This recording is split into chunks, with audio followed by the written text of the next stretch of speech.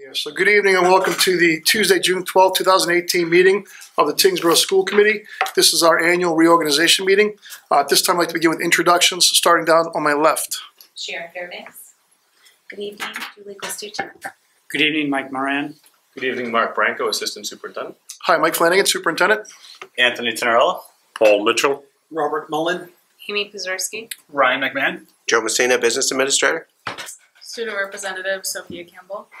If we could stand for the Pledge of Allegiance. I pledge allegiance to the flag of the United States of America and to the republic for which it stands, one nation, under God, indivisible, with liberty and justice for all. Thank you. So our first order of action is to elect a new school committee chair. So at this time, I'm seeking a nomination for school committee chair. Make a nominate Anthony Tenerella. Let's second that. We have a nomination and a second. Any other nominations? Any further discussion? All in favor of Mr. Tenerella serving as chair, please vote by saying aye. Aye. Opposed? Abstain? Carries 7-0-0. Thank you, everyone. Now I get the meeting back. Yeah, you do. That works. You do. Again, thank you, everyone. This will be my third year, so I appreciate that. Now we need to elect a vice chair. I'd like to nominate Ryan McMahon. I'd second that. Any other nominations? All those in favor? Aye. Opposed? That carries 7-0-0. Congratulations, Ryan. Thank you. And thank you. A recording secretary. Could I get a nomination for recording secretary? I'd like to nominate Rob Mullen. No, no, I'll volunteer. I'm done with it. I'll nominate Mr. Mitchell. Paul? I'll second that. Sharon said as long as it wasn't me, she was okay. Yeah, exactly. There you go. So, I was a close second. any other nominees? All those in favor of Mr. Aye. Mitchell? Aye. Opposed? That carries 7-0-0. Thank you all very much for serving. Thank you for your serving of your last term. Review of the open minute, open meeting law, and email telephone correspondence.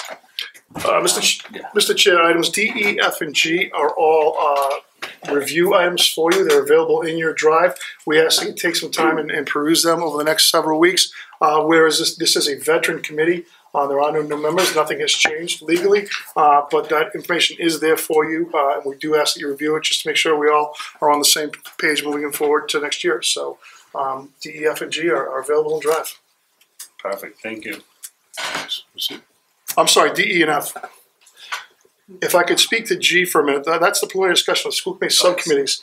As you know, again, there were no new members elected to the committee this year, so we have a couple options. We can stay with the subcommittees as assigned from last year, or we can look to shuffle the deck. Historically, what we've done is we've put out a preference sheet to all committee members when they've chosen their top 3 subcommittees, and we kind of balance it out as best we can.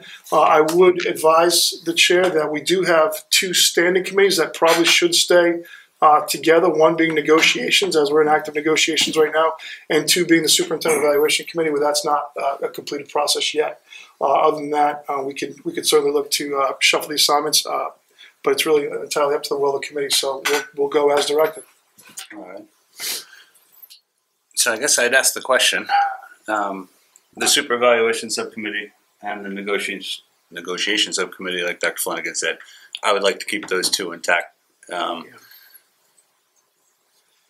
We know how the negotiations are going, so, and Dr. Flanagan, we're in the final process of putting together his evaluation. So, are there any members that would like to move to different subcommittees or that do not want to be on the ones that they're currently assigned to?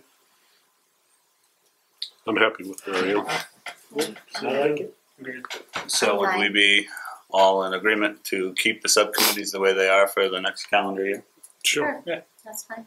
That makes Ms. Fairbanks' job so much easier. A lot easier. So, alright. Sharon's over there saying, So we'll do Could I get a motion to keep all? Make a motion to keep the subcommittees as formed in the previous school committee. I'll second. All those in favor? Aye. Opposed? Carries 7-0-0. I'd like to make a motion to move 10A out of order. Yes. I'll second. All those in favor? Aye. Opposed? That carries 7-0-0. Dr. Flanagan? Mr. Chair, with us tonight is Dr. Joan Connolly. Dr. Connolly is a former superintendent in both Winthrop and Malden, and currently serves as my coach for the new superintendent induction program. Joan has been an invaluable asset to me over the past couple of years, and she's here tonight to provide an overview of the program itself and really answer any questions the committee may have about the new superintendent induction program and the outcomes and outputs that go along with that program. So I know that some of the members requested that she be here tonight, so I think Joan has a couple prepared statements, and then we'd be happy to field questions. Yes. Great. Okay, good evening. Thank you for having me here tonight. As Dr. Flanagan said, I'm his coach in the new superintendent's induction program, and I'm also the coordinator of the program. We are currently recruiting for our 9th cohort of new superintendents.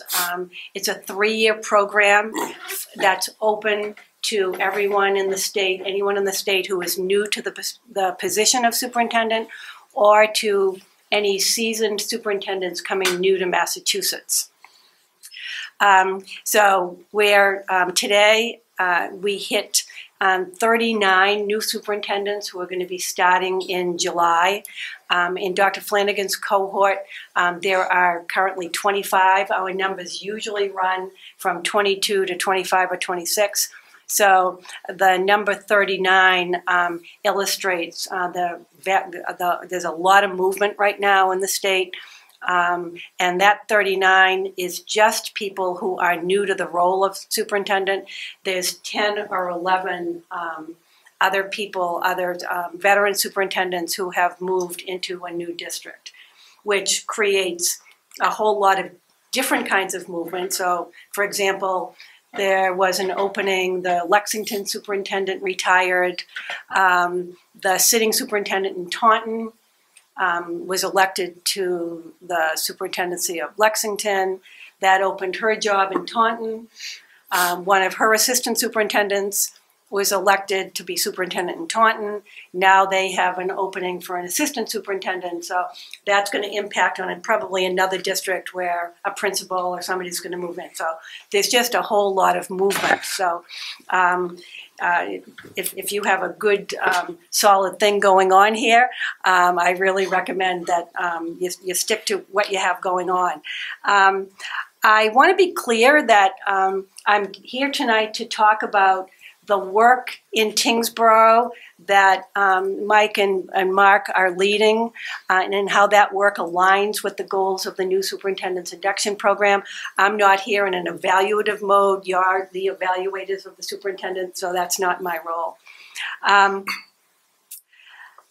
The new superintendent's induction program was birthed 9 years ago. It's a partnership between Mass Association of School Superintendents and the Department of Elementary and Secondary Education.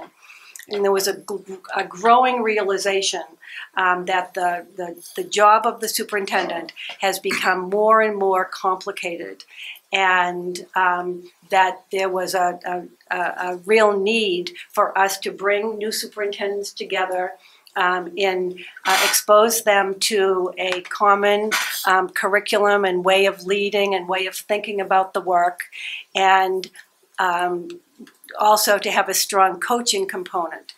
So we have 13 retired superintendents who, some of them facilitate the curriculum in the program. I coordinate the program, but we all coach at least 5 superintendents per year.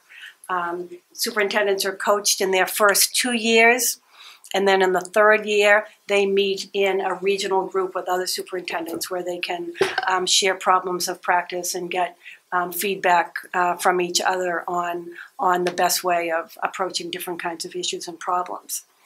So the main ideas of the induction program are to bring a new superintendent on and to support him or her in making a smooth entry, to do a lot of listening at the beginning. Even if somebody, and more, we have people coming from the assistant superintendency into a superintendency.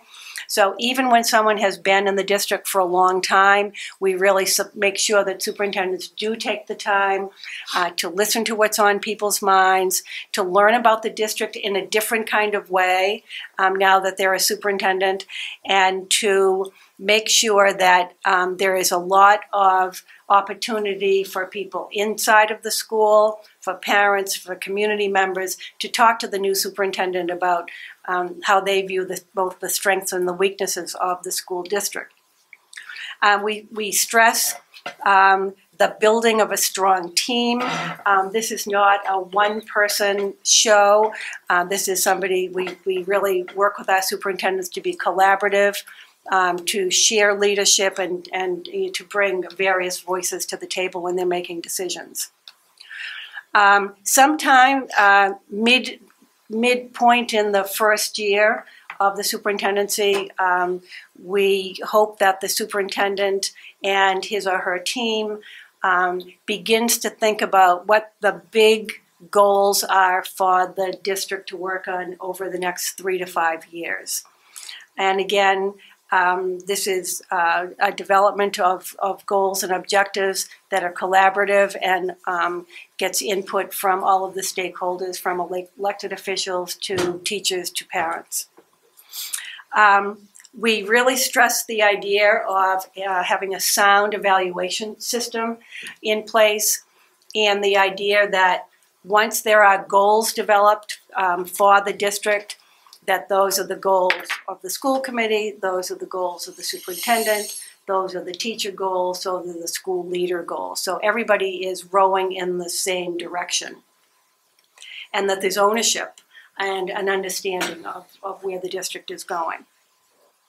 As I talk about the main ideas of the induction program, hopefully you're realizing that the work that's going on in Tyngsborough really, really reflects those ideas. When Dr. Flanagan started, you'll remember, he didn't start in July, which a lot of superintendents start in July. He started in October. Nevertheless, by the end of that year or the beginning of the summer, he had already, with his team and with input from all of you, developed some main objectives for the district to put in place for you all to be working on. He has developed a really strong team. I've had the opportunity to be here on a number of occasions and see the team working together. And Dr. Flanagan is certainly leading the team, but there's just a lot of give and take into how the work is developing here. I had the opportunity yesterday or the day before, he had sent me his self-assessment that is part of the evaluation system in the state that all educators need to just at the end of the cycle look at the work that they set out to do over the last 10 to 12 months, reflect on where progress was made, where more work had to be done, and think about what next steps are going to be in place for the next cycle. And as reading his self-assessment, I was selfishly thinking that I was going to be asking him if I could share his thinking or his own self-assessment with another superintendent with whom I'm working, for whom this is new. He happens to be new to the state, new to the role, and I really saw Mike's self-assessment as something that would be very, very valuable for this brand new superintendent to see you know, how he comes about looking at where the district has come over the year. And he already knows what the next steps are going to be because he's living this every day. Let's see. So again, in terms of the work that's been done here and how it reflects the work of the program, you all were, or most of you were on the committee when the work of Dr. Flanagan began, when he did his entry plan, when he was doing his listening, when he was working with all of you and his team to develop goals, that those objectives are in place. You have a strategy that is a really living document that is very clear, that has very clear priorities. To the best of my ability to understand how things are working in the district, those priorities are understood. One of the things that I think was a very good strategy that Dr. Flanagan used was he himself, once the goals were in motion, he took those by himself to every school and met with the faculty to share the thinking and to get their input. And then all of the teachers in the various schools had the opportunity to give further input to that work. And I think that the process that's in place, that's going to be how things are going to work here. Everybody knows what the objectives are. Everybody knows what the work is going to be for each year. There's going to be an assessment at the end of the year to take a look at where the progress has been made and to craft, not that the goals aren't going to change, or probably for the next couple of years, but the priorities and the action steps for each year will be changing based on how much progress was made in each area. I also had the opportunity this year to be present when the leadership team was doing kind of a mid-year check-in to see, so they didn't wait till the end of the year to see, to think about progress. They did it mid-year, kind of a mid-year review, so they knew sooner rather than later where they had to make some adjustments to the work, perhaps where they had been a little too ambitious, or whether they knew that they could get more work done in a particular area. So it's a very alive kind of process of progress.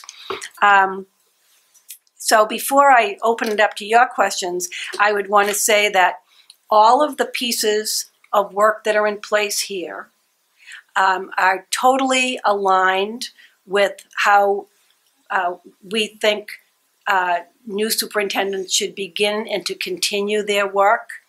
And it will be so important that the support for the work from all of you continues. Not that everybody's going to agree on everything all of the time, but that when there is a disagreement, that you work through those disagreements and make sure that everybody has their collective eyes on the prize of school improvement and increasing student achievement for all of your students in Tyngsborough. So questions or things that I wasn't clear about or concerns? No, I'll open it up. I appreciate you coming by. I think that having this program has been a great help for Dr. Flanagan to, he's been with this district for over 17 years. He knows the people, but the responsibilities were now put on his shoulders. And I think seeing how it's done from the outside is a good indicator and good way to sort of not get stuck in the rut of, this is the way it's always been done. One of the things I told Mike when he started is that he's got to make it his school system. It can't be what it was before. He's got to build it to that type of thing. And that's sort of where I'm interested in, is what are the other, in some of the other districts, the other superintendents, what are their biggest issues and concerns? You know, money's always an issue with every district, but beyond that, what, you know, as far as, is it safety? Is it, you know, the educational type with, you know, electronic media and all these different things that are going on? I think the biggest challenge and the biggest common challenge for superintendents and school leaders is to keep focused on why we're all here, and we're all here to make the schools the best that we can to prepare every graduate to be a productive citizen. And the challenge of that is there's all these other competing noises that come at superintendents. And there's sometimes a temptation or an inclination to go where the noise is and not keep your focus on the students. We really want superintendents to be in schools, in classrooms, a lot, to be close to the most important thing that's going on, which is that relationship between the teacher and the student. And they're pulled in a million different directions about important things. Money, you know, we can't do what we want to do if we don't have enough money. So, you know, that's an issue. Safety, that everybody's just so concerned about. The social and emotional needs of young people today, all kinds of community concerns. So all of these things come at the superintendent, but the biggest challenge is just keep your eye on the teacher and the student in the classroom. And I think that's every single superintendent's biggest challenge. If I could just add one thing to that, I think one of the most common phrases when we get together as a group is context matters.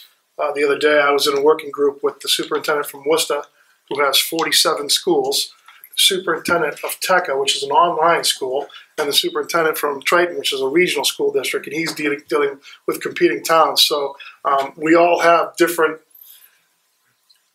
issues that we're facing, or different priorities. To Paul's point, there are a lot of competing interests, and it's like, you know, school safety for us is big as a small local community that's trying to get SRO, where SROs are not even on the conversation for Worcester because they have hundreds of them. So it really, the context issue is really a big piece that comes up every meeting. Context matters. We all step back.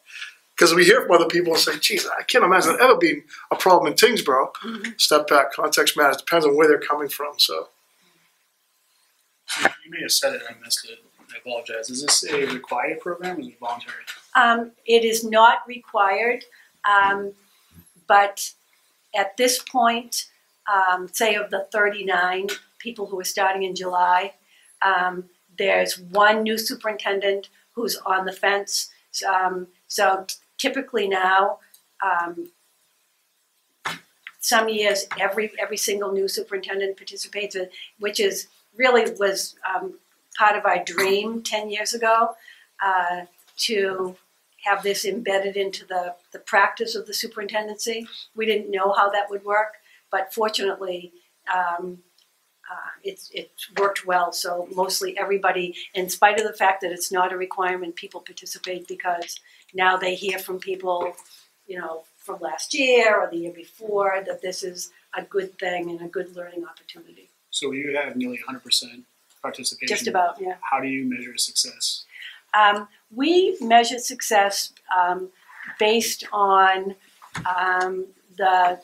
how districts are doing, if the focus is on the classroom, if people are really see the centrality of the classroom. Obviously, it's important to us that people stay successful in their jobs. But the superintendency is not for everybody. Occasionally someone says, what in the world did I sign up for? And, make some other career decisions, which is good. So, that's another thing that we talk about, is that we want people to be healthy and happy and successful in their jobs, but that doesn't mean that every single person is going to be a superintendent, over the long haul. But we really do want the Massachusetts way of learning, of leading, which is something that we talk about, to be classroom focused. And when we can hear the language, when we know that superintendents are in schools, in classrooms, that's a real point of success for us.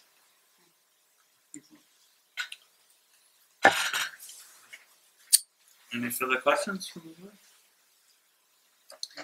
No question, but I just want to say that I think this is an amazing program from what we're hearing and from what Mike has done over the years and what we've seen his work being. But I think two components of it is, one, having coaches that are ex-superintendents. That's so valuable. And number two is having a cohort of other superintendents that you learn along with. Yeah. It's just amazing. Yeah. Kudos to you guys. Yeah. Well, and I think all of the coaches feel that it's really a gift to be able to do this work, because every single one of us feels very, very strongly about the importance of the role and the importance of the job, and to be able to support the work after we've retired it really is a gift. And you're right about the cohort, because the superintendency is a lonely job. There's only one superintendent in the district. And so for the men and women to be able to go to a place where they can grow and get ideas and get help with solving problems is very, very valuable. So thank you for recognizing that. Well, thank you very much for coming on Well, today. thank you again for having me here tonight. And, anytime, happy to come. Thank you. Thank you. Thank you for making the trip. Appreciate Yes. Drive careful home. it. Long ride to Raleigh. Just as a follow-up point, it's my name by title and definition.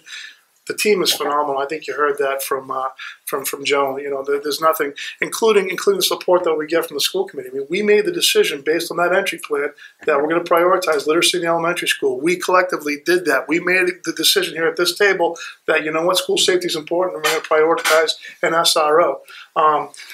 It's not one person. It is us. It is our team. It is our principals and our teachers. So it is all of us, not me. So thank you very much. I appreciate it. Have a good night. Good night.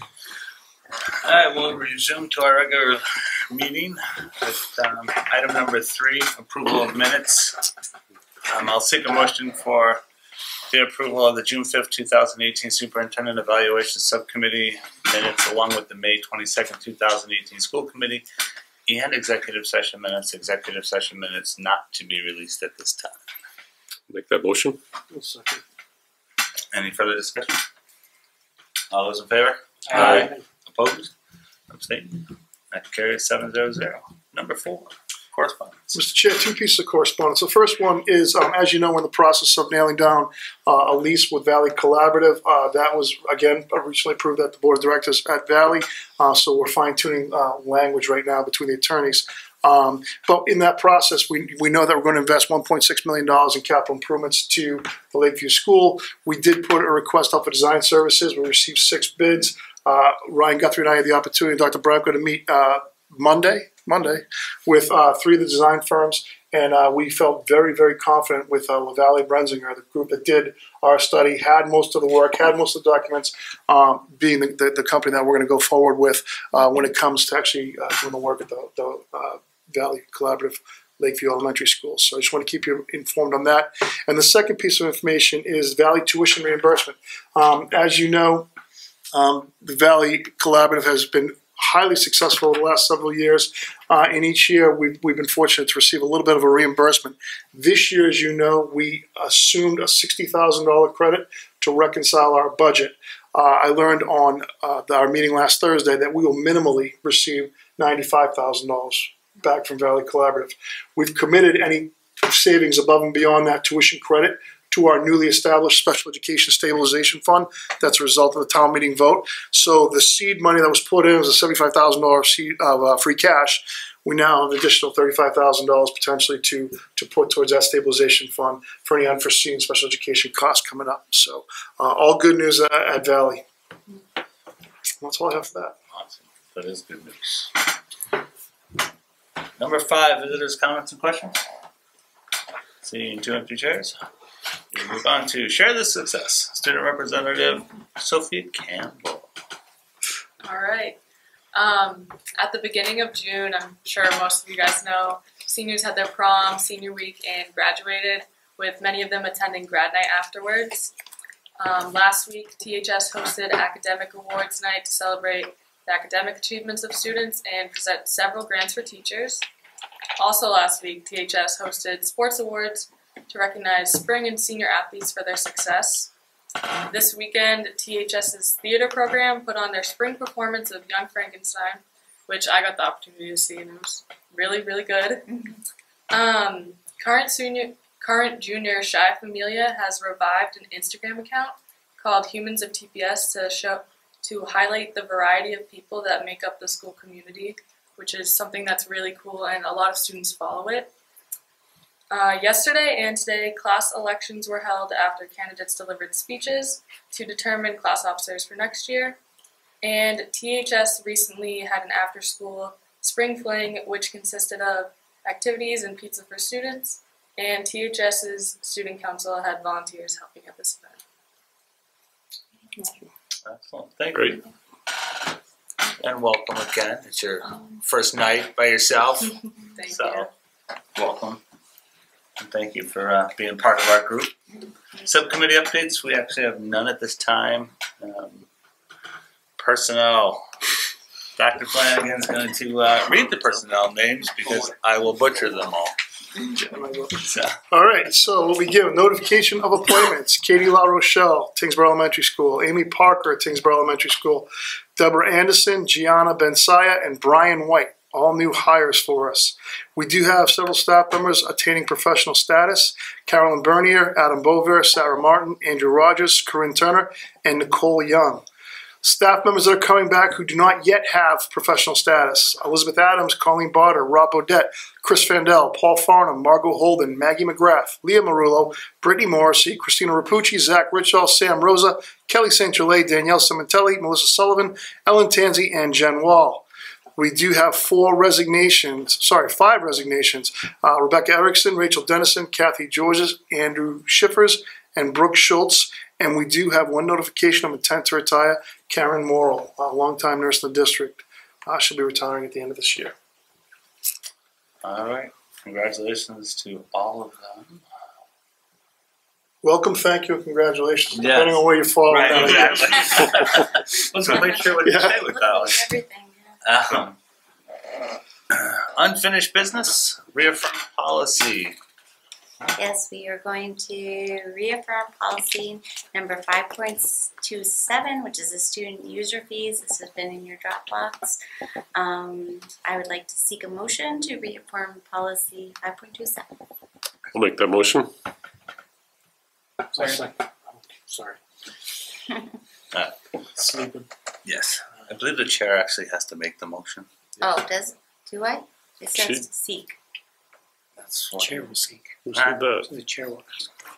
Powers get on your head. No. No, we had this conversation Yes. earlier. Yes, but that's all right. So we have a motion, we have a second. All those in favor? Aye. Aye. Opposed? That carries 7-0. Okay, now we're going to do a second read policy. Let's see if I can do this one right. Number 10.3, physical restraint of students. We're doing a second read on that, and that is also in your Dropbox. And Tony? Yeah, so we'll seek a motion to approve policy 10.3 as a second read. I'll make that motion. Second. Any further discussion? All those in favor? Aye. Opposed? Carries 7-0. Pierce Field update. So, Mr. Chair, Pierce Field update. As you know, the community supported the renovation of Pierce Field. One of the things that was new is we looked at a power purchasing agreement or organization that we have become members of, and this enables us to buy the turf product itself directly from a vendor as opposed to going out to bid, which would have taken months along and slowed down the process. The reason I say this is because now there's a potential that Pierce Field could be done this summer. So we are, and again, it's potential, and we won't know definitively for the next 2 or 3 weeks as things begin to shake out. That being said, I know that there are some summer programs that are going to go on, and I think it may be okay, given the installation window, maybe not happening until second week in August. So I know the track and field is out there as well. But long story short, we've met with the Shaw Sports Turf Group, and we are very impressed with their product. It is an affordable product. It is a high quality product. We are retaining the services of our old project manager from the original installation of this field, who knows this field inside and out. There was a whole process where we could have gone through Shaw Sports, used their designer, used their project manager, but we thought to protect ourselves, we'd be better off to get our own project manager who knows our facility, knows Tyngsborough, and can really ask a lot of hard questions for us. So we're looking to bring John Amato on as our project manager for this job. And we're going to coordinate with Shaw Turf in terms of direct purchase of it, and look at putting the bids out to document for installation of the turf field. So there is a potential that it could be done this summer. We are doing everything we can to do that, so that obviously more athletes can enjoy, they can use that field. We know the playability of that field is poor at best. So the sooner we can change it out, the better off we're going to be. So I don't have a great answer on a hard timeline, but we're doing everything we can to hit the timelines for this summer. So I'll keep you abreast of that at every meeting as we go forward from here. Happy to answer any questions too. How long is the replacement? How long will it take once they start? So that's a good question. So it's about a 2-week carpet rip up and about a 3 or 4 week carpet lay down. Okay. So when we put the original turf in here, if you remember, if you were around, that field didn't open until October 6th. So, as we work with our athletic director, do we say, okay, it might go a little bit longer as construction projects usually do? Do we put some of our soccer games on the road, some of our football games on the road, knowing that they can spend the second half of their season at home? What we don't want to do is compromise a full season for any athlete. Won't do that. If there's a potential it's going to be shut down for an entire season, we'll wait till next summer, because I don't want to do that to any senior. So we're looking at that, and we're looking at scheduling it as best as we can. Now, is there, as I know had been talked about before, is there thought about when they put the turf field in that there's possibility of the track?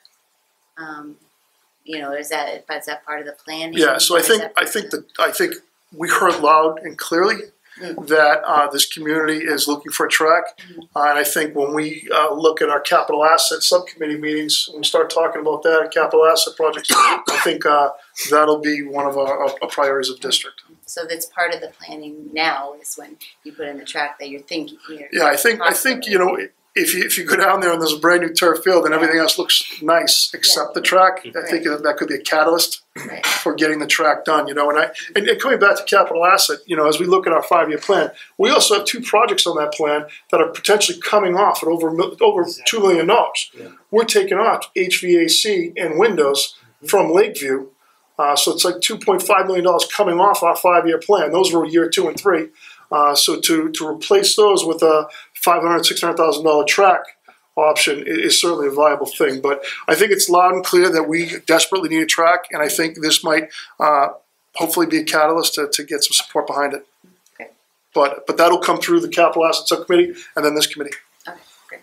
And that was the other thing with the track, it is an additional $500,000 to $600,000. Yeah. So to ask for as that of last numbers. as of last numbers, We'd have to take a look at that again. Yeah. but to ask for that on top of $700,000 to do the field, to do it right. To do it right. You could Band-Aid it, and we Band-Aided it 16 years ago, and we can see the result of it now. So to do it right, really strip it down and put the right materials in and expand it to 6 lanes and do what we want it to do out there. It's a $500,000-$600,000 project. And then there was also questions of whether or not the snack bar and or the bleachers need to move. They do not. And neither one of them do. They were put into place with those measurements in mind. And to get this out there, the MIAA does not require 6-lane tracks. There's not an MIAA rule. It's a recommendation because a dual meet would take forever with only 4 lanes. You'd have multiple heats, but you could do it. All right. New business, superintendent evaluation. As the chair of the superintendent evaluation subcommittee, I did receive some evaluations, but not all. So if anyone wants to forward them to me, Julia and I, and Mike talked last week. Julia and I met, we went through some of the stuff we had. However, we wanted to hear from Joan this evening at a request from Mr. Mitchell to use the information that we got from her to use that as part of the evaluation. So if anyone still has not sent it in but would like to, we'd appreciate it. I'm going to set up another meeting here shortly. And I'd like to have it all done, and we will, I believe it's July 12th is our next school committee meeting. Yes. Yeah. Yeah, it's tough. Oh, It's a tough. No, I know the rules. It's a tough one, right? But it does work. Well. So I'll get out an email to everyone to let you know where we are on it. Some new time frame deals, and we'd like to have it all wrapped up and present it to Dr. Yeah, I'm Flanagan. sorry, I haven't got mine in. I'll have mine in this weekend for you. Very good. And just a little TA, I couldn't type in any of the ones that were sent over the Google Docs, but Mike sent me one. Mike Flanagan had sent me one, just an email attachment, and I could type in that one. But for some reason, I couldn't get into the one on Google Docs, so I don't know if everybody will have that problem. They shared it with you all. I don't know. I'll look at the settings. Yeah. Okay. I don't know. It just wouldn't let me share. And every time it said, "Do you want to get into it?" I would say yes, and then nothing would come out of it. It's a tedious document. Okay. But the one you sent to me, emailed me, I was able to get into that. Okay. If it was an Excel, it would have been more user friendly. So, Fiscal year 19 Valley Collaborative Board Member Appointment. Each year we appoint our superintendent to Valley Collaborative to represent Tyngsborough. So I'm seeking a motion to appoint Dr. Flanagan to the Valley Collaborative Board of Directors representing Tyngsborough Public Schools. I'll make that motion. A second. Any discussion? All those in favor? Aye. Opposed? That carries 7-0-0. Thank you, Dr. Flanagan, for being our representative. Thank you. Thank you. I appreciate it. Summer 2018 upcoming projects. So Dr. Brank was going to pull those up on the screen. I think this is evidence why Mr. Triakis is retiring. There's a lot going on this summer, and I just wanted to keep you all in the loop as to everything that's going to be happening here this summer. As you can see, we already talked about potential Pierce Field project. I know that Mr. Messina is looking to go out to bid at some point for a new van that we're purchasing for the school district. We talked about Valley Collaborative and the capital improvement projects that are going on there, windows, HVAC. The educational upgrades, specifically Valley's looking for more electrical output and more outlets in the rooms. They're looking for security cameras. And they're looking for some paving because there's some students with mobility issues. So we are looking to make some educational upgrades to the Lakeview as well. In terms of other projects going on, at the high school, of course, we have the solar panel project. We have a collaboration with Tyngsborough Media where we're going to revamp this room. So we'll be able to have a live broadcast from here. So we're actually thinking about, it will not be this L-shaped design forever. We're going to come up with a better solution than this. So that's going on in here. At the middle school, we do have have an extensive bathroom renovation that needs to happen for some of our student needs. So that'll be going on this summer, as well as you know, we reorganized the middle school. So there are classrooms and teachers moving all over the place. So there's a lot going on at the middle school as well, and at the elementary school with the closing of daycare, we have that large room that needs to be converted from a daycare, most likely to a Bridges classroom. So so there's going to be a lot of construction going on this summer. It's going to be a very busy summer for our maintenance and custodial staff. I will say that that Ryan Guthrie has officially started as of last Monday, and George has been an invaluable asset to him. And George is doing a great job of transitioning assignments and responsibilities to Ryan. He's been in every meeting, and I think the early signs are we hired a great one. We did very well there. So we're excited about the work coming up, but there is a lot of work coming up. So I just wanted to keep you abreast of that. I just have one question. Sure. I did notice the summertime, the graduating seniors, I think there's some of them are going to be employed as part of the maintenance facility staff. Every year we hire students. Yeah, so Yep. I think Jacob's got a job, Jacob Winnestrom's got a job there, and a couple others. So it's good stuff. Yeah, it's great to have the kids come back. We try to put about 3 or 4 students in each of the buildings, scraping gum off desks and things like that. Not that our kids put gum on desks, but So do you remember when he occasionally. So So it's great to have the kids around. They do a nice job, good stuff. All right. and that's all we have for that. Well, that sounds like enough. And the solar panels, we're gonna be able to get those up this summer? That's still on schedule? I haven't heard anything different from Select. We have an interconnect agreement with National Grid that they've been working on for the last couple of days, and Alex Cayley at Select has given me no evidence that we're not moving to get this done during the summer. Very good. Finance, Mr. Messina, you're already there. Thank you, Mr. Chair. Tonight, we presented 15 bill warrants. The warrant numbers, accounts, and amounts are in your Team Drive folder. For signing of payroll, since our last mention of payroll, there were 3 payrolls. The May 14th payroll date, May 28th date, and yesterday's date, June 11th. And those warrant numbers and amounts are in your Team Drive as well. Also in that drive is your May 2018 financial packet, which is your budget at the end of May, as well as revolving account balances and the student account balances. All right, very good. School committee discussion. Start down to my left. Also, thank you.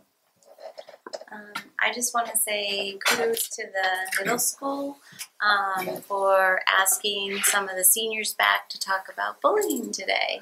I thought that was a really cool idea, and it seemed like it, from what I've heard from my daughter so far, it was pretty successful, so we'll see how it goes, but she said it seemed to go really well. So, and just congratulations to all the graduates. It was an amazing ceremony, and congratulations to all of you who coordinated it. It was done very well, and it was just enjoyed by all of us. So, and good luck to all the seniors as they move on to their future endeavors.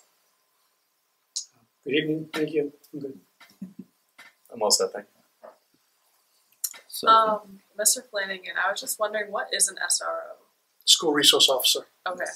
I asked that too. Sorry, a lot of acronyms. Tons of acronyms. That was one of my pet peeves, is these acronyms. So don't feel bad about It's true. asking. I asked that. Sergeant Stephen Manning is our. Okay, that makes sense. Thank you. Mr. Messina.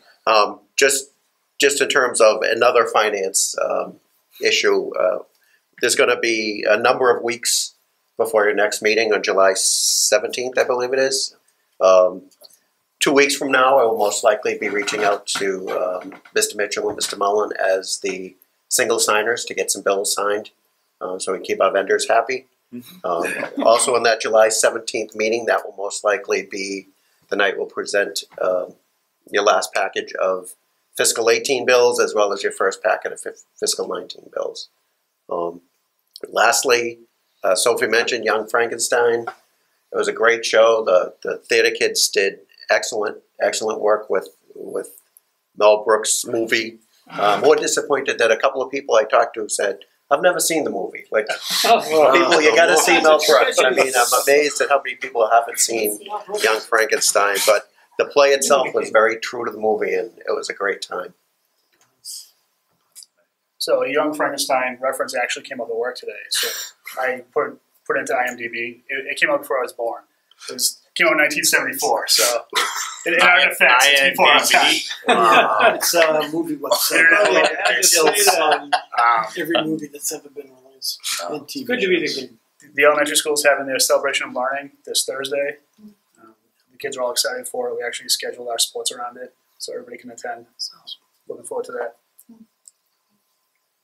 Well said, thanks. I am also.